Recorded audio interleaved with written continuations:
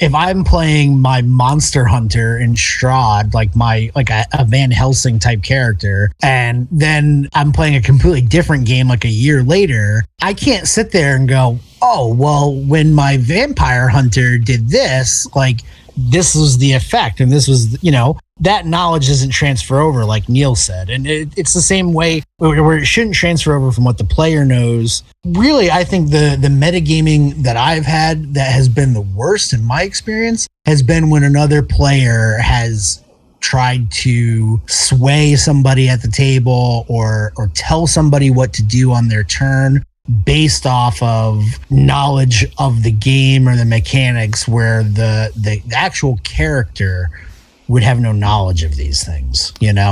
Breaking down that fourth wall, it's kind of like shooting yourself in the foot, because this is a game of make-believe. All these games are make-believe, and you're sitting around with your friends and you're trying to have fun.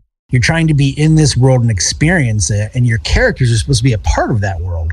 And for you to sit there as yourself and influence other people's decisions or tear apart what the dungeon master or the keeper has made because of something you've read in a book, that's just, this is not really conductive to the whole point of the game, the whole point of why you're sitting at the table having fun or trying to have fun. Yeah, for sure. And like people were touching on it before, but like even when you're if that does happen, if those things do come up, you could just go to the player who is acting, who's either being told to act in some way or who is who is like, well, obviously this is the weakness or this is the AC or whatever. And you can just, as the game master, just look at them and go, how would your character know that?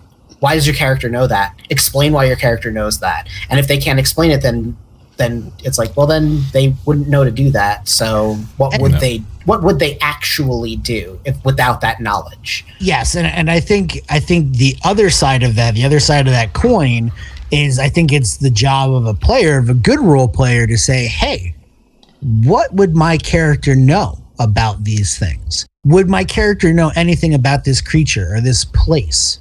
Has my character ever experienced these things before?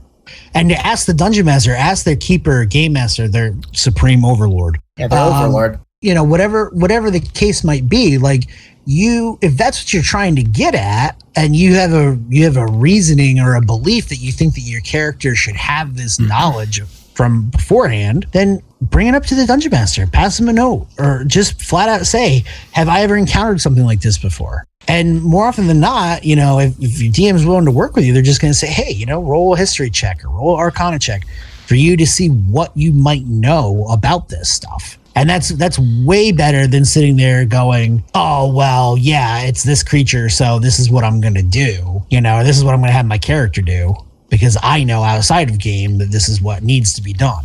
I was going to say, you can always add in I'm going to pull a Pokemon reference out here, but like a chart, like a rarity chart. Like, let's use vampires as an example. Like, if that's a super rare thing, most people aren't going to actually have factual information. They're going to have hearsay or just some nonsense or some folklore that was passed down that very well may be completely incorrect on purpose. And you could do that with all sorts of different creatures, and you could even make a game where you and your party go around trying to collect information about monsters to build a monster manual to sell to the public or something like that. Obviously, you can do whatever you want, but I've even played with people who were doing something like that before, and that adds a nice little layer of flavor, and it can also change the way the game is played in general. Taking certain things and throwing them on their head, definitely a fun thing to do.